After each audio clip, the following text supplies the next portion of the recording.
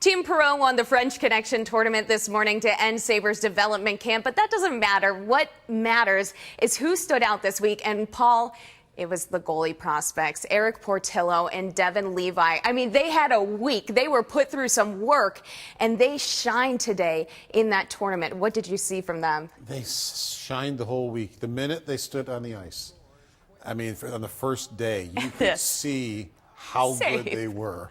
I mean, you're not going to see a better save than that. Although, if you look at it another angle, it might have gone in. But anyway, Paul, it still was a great save. It still was a great save. And they were both going at each other.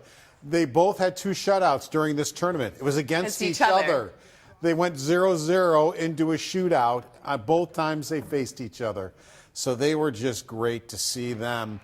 And just to see that what we were hearing Kevyn Adams talk about wasn't just talk. I've seen him on TV. But to see him live is differently. And see Eric Portillo, not even in his own equipment. I know. It was lost in London on the way here. So he got some of it yesterday, but not his mask or those types of things. And to be able to perform like he did in this tournament.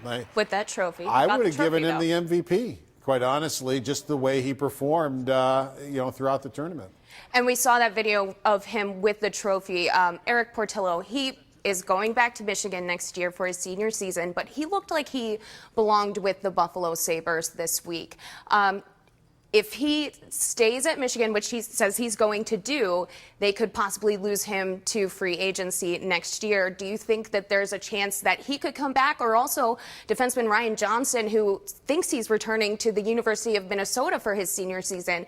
Are there chances that this helped at all, the Sabres' case, to have them in this organization in the long term? It absolutely helped to have them around, just to be around the players. And they could have gotten lobbied. You know, Krebs and Cousins showed up for a day. They could have said, guys, you're going to love it here. We got something great going on, type of a thing. It can be like recruiting almost. So, yeah, I think it absolutely would have helped them. Johnson really seems like he's stuck. I think he wants to do both. He said, I would really love to sign here. I love this organization, but I would really love to go back to Minnesota because here is a chance to maybe do something there too. So what they're going to do is get back to it now. They wanted him here to meet the players, be around Buffalo, be around the organization. Now they're going to talk again and see what they want to do. He was asked, if you go back to Minnesota, does that mean the Sabres are out of the picture? He says, absolutely not. I love this organization. He said, my goal is to sign. He didn't say when. He didn't say, he said his goal. Now, Portillo, when I asked him about free agency, all he had to say was, all I can do is go back to Michigan and do the best I can. He didn't answer the question. He answered the question, but didn't. So, and Kevyn Adams, all he's asking for with these guys is honesty. And if either one of them feel like, you know what, maybe it would be better, he'll look to trade them then. It's like, all right, well, I'll trade you to somebody where you feel better of it, and we'll get something out of it. They can get something out for Johnson. Johnson, they'll get a second-round pick because he has a first-round pick. They would not with Portillo if he were to sign with another organization. So that's all he needs to do. If Eric decides that he doesn't want to, let Kevyn Adams know. Everybody can move on. Exactly. And Ryan Johnson, he also had a good camp.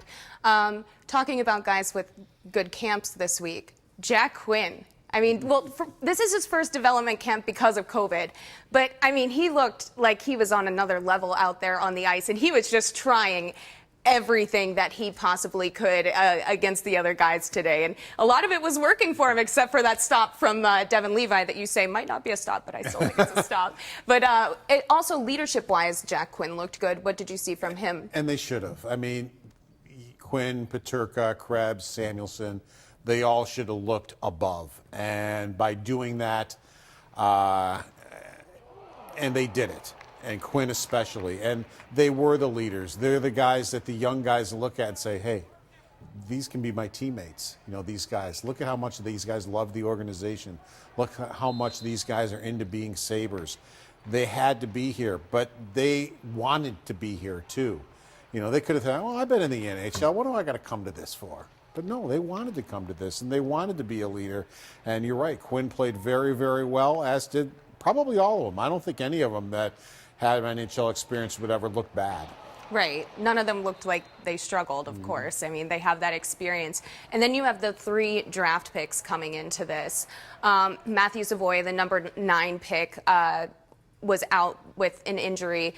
But Yuri Kulik, man, at number 28, it's hard to even fathom now how he got down to number 28 in the draft because of how good he looked out there. He was the guy that said, well, I'm going to play in Buffalo next year. It's like, well, what's your plan if you don't? I don't have one. I'm just planning on being in the NHL.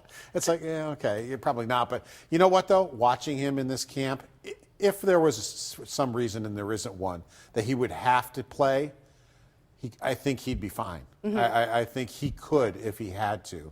But no, he's a guy that, is a couple of years away, 1 or 2 years away, but he really showed he's mature. Like, he didn't look like an 18-year-old.